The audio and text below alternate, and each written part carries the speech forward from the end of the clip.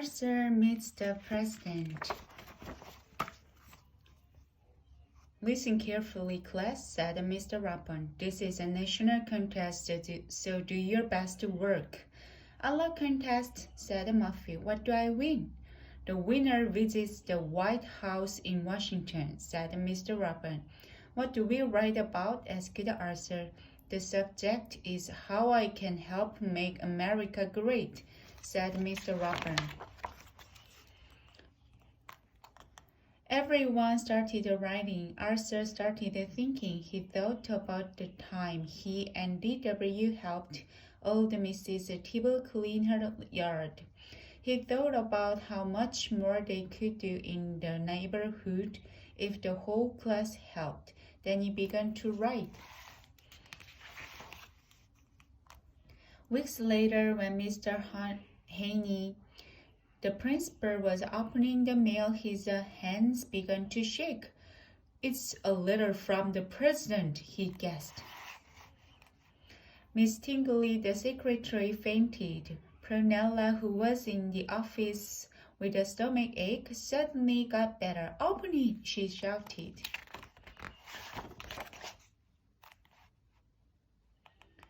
Mr. Haney clicked on the PA system. Attention everyone, the President of the United States has written to announce the winner of the How I Can Help Make America Great contest.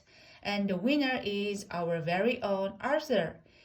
He and his class are invited to attend a special ceremony at the White House. Mr. Rapon's class went wild.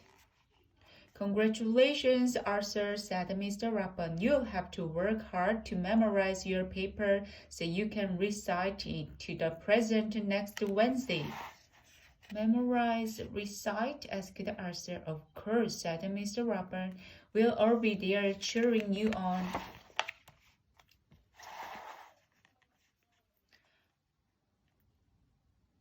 You're on TV, screamed D.W. when Arthur got home. Listen. He will recite his winning essay to the President and all of America. The announcer was saying. I feel sick, said Arthur. Not as sick as you'll feel when you're giving your speech, said D.W. There's so much to do before we leave, said Mother. Arthur, you'll need a new suit. What about me? asked D.W. I need to look beautiful when I meet the president. The president is very busy, explained the father. He'll only have time to meet Arthur and hear him recite his essay. If I can remember it, said Arthur. Of course you can, said the father. Just relax, pretend I'm the president and practice right now. The thought of sitting next to the president made Arthur's mind go blank. Oh, he said. Uh-oh, said D.W. Monday at school, everyone was busy planning the trip. Oh boy, no homework for 3 days, said Francie. Not quite, said Mr. Rapon. Everyone groaned. Each of you will have to do a report, he explained. As we tour Washington on Wednesday, you will be our guides, so get to work. I will see you all at the airport tomorrow morning. Arthur tried to study his speech on the plane. Don't forget to mention me to the president for the Teacher of the Year award, Mr. Rapon reminded him. Aren't you excited? asked Buster. I'm too nervous to be excited, said Arthur. You need help, said D.W. I'll make the speech for you. I have a lot of ideas about how to run the country. That night at the hotel, Arthur was too worried to sleep. What in the world are you doing? asked the father. What if I forget my speech and the president laughs at me? Arthur asked. The president would never laugh at you, said the father. Why don't you write your speech on note cards and keep them in your pocket, he suggested, just in case. What a great idea, said Arthur. He felt much better. Now try not to worry and go to sleep, said the mother. The next morning, everyone met in front of the Jefferson Memorial. Arthur, you look so handsome, said Francine. Ready to meet the president, said Mr. Rapon. I guess, said Arthur. He reaches into his pocket to make sure the note cards were there. Time for your report, called Mr. Rapon. Only 1 more hour until we are due at the White House.